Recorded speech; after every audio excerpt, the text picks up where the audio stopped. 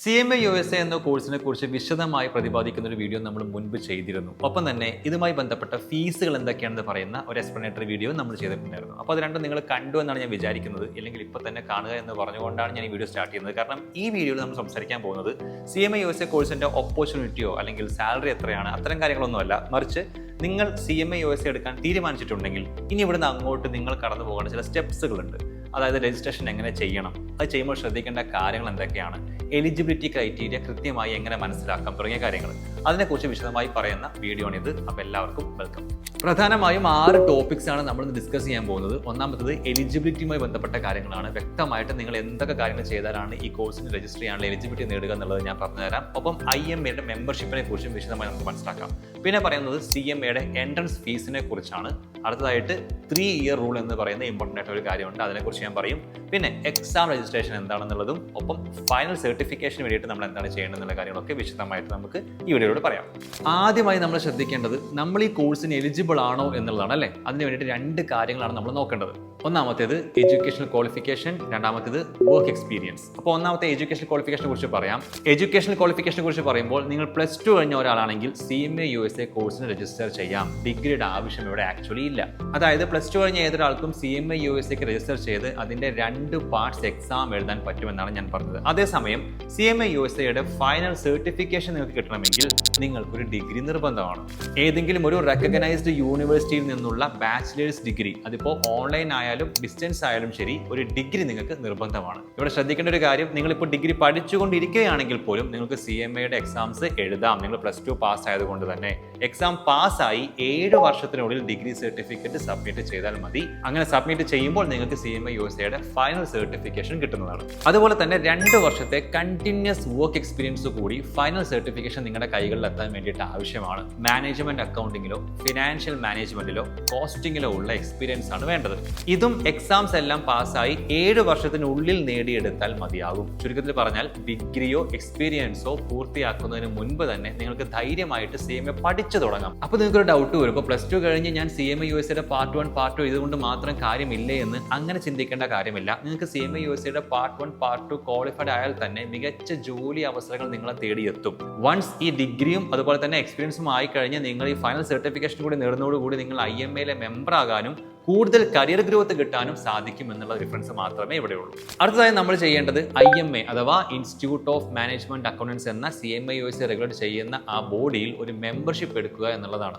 ഇത് നിർബന്ധമാണ് കേട്ടോ. കാരണം ഒരു IMA മെമ്പർക്ക് മാത്രമേ CMA രജിസ്ട്രേഷൻ ആയിട്ട് മുന്നോട്ട് പോകാൻ കഴിയുള്ളൂ. നിങ്ങളുടെ പ്രൊഫഷൻ അനുസരിച്ച് സ്റ്റുഡൻ്റ് ആണോ, പ്രൊഫഷണൽ ആണോ, അല്ലെങ്കിൽ അക്കാഡമിക് മെമ്പർഷിപ്പ് ആണോ വേണ്ടെന്നുള്ളത് നിങ്ങൾക്ക് തിരഞ്ഞെടുക്കാം. ഇത് മൂന്നും തമ്മിലുള്ള വ്യത്യാസം പേരിൽ തന്നെയുണ്ട്. ഞാൻ നേരത്തെ സൂചിപ്പിച്ചു, നിങ്ങൾ പഠിച്ചുകൊണ്ടിരിക്കുന്ന വിദ്യാർത്ഥിയാണെങ്കിൽ നിങ്ങൾക്ക് സ്റ്റുഡൻറ് മെമ്പർഷിപ്പിന് അപ്ലൈ ചെയ്യാം. നിങ്ങൾ പഠനം കഴിഞ്ഞിരിക്കുന്ന ഒരാളാണെങ്കിൽ പ്രൊഫഷണൽ രജിസ്ട്രേഷൻ ചെയ്യാം. അല്ല, നിങ്ങളിത് പഠിപ്പിക്കുന്ന ഒരാളാണെങ്കിൽ നിങ്ങൾക്ക് അക്കാഡമിക് മെമ്പർഷിപ്പ് എടുക്കാം. ഇനി നമ്മൾ പറയാൻ പോകുന്നത് CMAയുടെ എൻട്രൻസ് ഫീസിനെ കുറിച്ചാണ്. മെമ്പർഷിപ്പ് എടുത്തു കഴിഞ്ഞാൽ ആദ്യത്തെ സ്റ്റെപ്പ് എന്ന് പറയുന്നത് CMAയുടെ എൻട്രൻസ് ഫീസ് പേയ്മെന്റ് ചെയ്യുക എന്നുള്ളതാണ്. ഇത് അടക്കുന്നതോടുകൂടി നിങ്ങൾ ഒഫീഷ്യലായിട്ട് CMA സർട്ടിഫിക്കേഷൻ പ്രോഗ്രാമിലേക്ക് എൻട്രി നേടുകയാണ്, അല്ലെങ്കിൽ CMA USA കോഴ്സിലേക്ക് പ്രവേശനം നേടുകയാണ്. ഏതെങ്കിലും ഒരു പേപ്പർ എക്സാം എഴുതുന്നതിന് മുൻപ് ഈ ഫീസ് അടച്ചിരിക്കണം എന്നുള്ളത് പ്രത്യേകം ശ്രദ്ധിക്കുക. ഇവിടെ നിങ്ങൾ അറിഞ്ഞിരിക്കേണ്ട ഒരു പ്രധാനപ്പെട്ട റൂൾ ഉണ്ട്. നിങ്ങൾ ഈ എൻട്രൻസ് ഫീസ് അടച്ചു കഴിഞ്ഞാൽ അന്ന് മുതൽ കൃത്യം 3 വർഷത്തിനുള്ളിൽ ഈ പാർട്ട് 1ഉം പാർട്ട് 2 എക്സാംസും ക്ലിയർ ചെയ്തിരിക്കണം എന്നുള്ളതാണ് റൂൾ. ഇനിയിപ്പോൾ ഈ 3 വർഷത്തിനുള്ളിൽ 2 പാർട്ടും ക്ലിയർ ചെയ്യാൻ സാധിച്ചില്ലെങ്കിൽ എന്ത് സംഭവിക്കും? ഒന്ന്, നിങ്ങൾ പാസ്സായ ഏതെങ്കിലും ഒരു പാർട്ട് ഉണ്ടെങ്കിൽ അതിന്റെ വാലിഡിറ്റിയും തീരും. മാത്രമല്ല, നിങ്ങൾ ആ എൻട്രൻസ് ഫീസ് ഒന്നുകൂടെ അടയ്ക്കേണ്ടി വരും. അതുകൊണ്ട് ഈ സമയം കൃത്യമായിട്ട് നമ്മൾ പ്ലാൻ ചെയ്യണം. ഇനി നമുക്ക് എക്സാം രജിസ്ട്രേഷനെ കുറിച്ച് പറയാം. പരീക്ഷയിലേക്ക് വരുമ്പോൾ CMAയിൽ 2 പാർട്ടുകളാണുള്ളത് നമ്മൾ പറഞ്ഞു, പാർട്ട് 1 ആൻഡ് പാർട്ട് 2. ഇത് നിങ്ങൾക്ക് ഇഷ്ടമുള്ള ഓർഡറിൽ എഴുതാം. പാർട്ട് 1 ആദ്യം എഴുതണം നിർബന്ധമൊന്നുമില്ല. ആദ്യം വേണമെങ്കിൽ നിങ്ങൾക്ക് പാർട്ട് 2 എഴുതാം.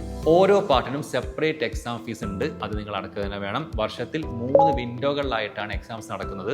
ഒന്നാമത്തെ വിൻഡോ ജനുവരി ഫെബ്രുവരി ആണ്, രണ്ടാമത്തേത് മെയ് ജൂൺ ആണ്, മൂന്നാമത്തേത് സെപ്റ്റംബർ ഒക്ടോബർ വിൻഡോ ആണ്. നിങ്ങൾക്ക് സൗകര്യപ്രദമായിട്ടൊരു സമയം നോക്കിയിട്ട് നിങ്ങൾക്ക് ഈ പരീക്ഷാ തീയതി ബുക്ക് ചെയ്യാം. ഇനി നമുക്ക് ഫൈനൽ സർട്ടിഫിക്കേഷനെ കുറിച്ച് സംസാരിക്കാം. നിങ്ങൾ 2 പാർട്ടും 3 വർഷത്തിനുള്ളിൽ പാസ്സാവുകയും അതുപോലെ തന്നെ നിങ്ങളുടെ ഡിഗ്രി സർട്ടിഫിക്കറ്റും വർക്ക് എക്സ്പീരിയൻസ് പ്രൂഫും സബ്മിറ്റ് ചെയ്യുകയും ചെയ്തു കഴിഞ്ഞാൽ ഔദ്യോഗികമായിട്ട് നിങ്ങൾക്ക് CMA സർട്ടിഫിക്കേഷൻ ലഭിക്കും. അപ്പോൾ ഇതാണ് CMA USA കോഴ്സുമായി ബന്ധപ്പെട്ട ടെക്നിക്കൽ ആയിട്ടുള്ള നിങ്ങൾ അറിഞ്ഞിരിക്കേണ്ട ഇമ്പോർട്ടൻ്റ് ആയിട്ടുള്ള കുറച്ച് കാര്യങ്ങൾ. ഇതെല്ലാം തന്നെ കൃത്യമായിട്ട് മനസ്സിലാക്കി മാത്രം നിങ്ങൾ മുന്നോട്ട് പോവുക.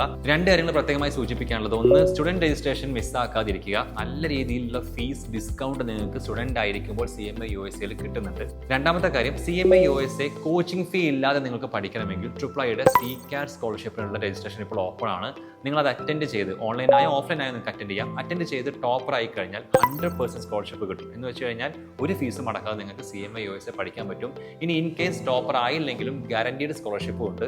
അപ്പോൾ ഈ സ്കോളർഷിപ്പിന് രജിസ്റ്റർ ചെയ്യാനുള്ള ലിങ്ക് ഡിസ്ക്രിപ്ഷനിൽ കൊടുത്തിട്ടുണ്ട്. ക്ലിക്ക് ചെയ്യുക, രജിസ്റ്റർ ചെയ്യുക. CMA USAക്ക് ഏറ്റവും മികച്ച റിസൾട്ട് ക്രിയേറ്റ് ചെയ്യുന്ന ഏറ്റവും മികച്ച അധ്യാപകർ ട്രിപ്ലൈ കൊമേഴ്സ് അക്കാഡമിയിൽ നിങ്ങളെ പഠിപ്പിക്കാനായിട്ട് ഇവിടെ ഉണ്ട്. അപ്പോൾ നിങ്ങൾക്ക് ട്രിപ്ലൈയിലെ അഡ്മിഷൻസിനെ കുറിച്ചോ ഫീ ഡീറ്റെയിൽസിനെ കുറിച്ചോ എന്തെങ്കിലും സംശയങ്ങളുണ്ടെങ്കിൽ താഴെ കാണുന്ന നമ്പറിൽ വിളിക്കാം. അല്ലെങ്കിൽ ഞങ്ങളെ കോൺടാക്ട് ചെയ്യാൻ വേണ്ടി ഒരു free 1-to-1 career counselling book ചെയ്യാനുള്ള രജിസ്ട്രേഷൻ ലിങ്ക് ഞാൻ ഡിസ്ക്രിപ്ഷനിൽ കൊടുത്തിട്ടുണ്ട്. ക്ലിക്ക് ചെയ്യുക, ഞങ്ങൾ നിങ്ങൾ അങ്ങോട്ട് കോൾ ചെയ്യും. എല്ലാ സംശയങ്ങളും നിങ്ങൾക്ക് തീർക്കാം. CA, CMA, CS, ACCA, CMA USA കോഴ്സുകളെ കുറിച്ച് വിശദമായി നിങ്ങൾക്ക് മനസ്സിലാക്കി തരുന്ന മറ്റ് വീഡിയോസും നമ്മുടെ ചാനൽസിലുണ്ട്. ചെക്ക് ചെയ്യാൻ മറക്കണ്ട, സബ്സ്ക്രൈബ് ചെയ്യാൻ മറക്കണ്ട. Thank you for watching.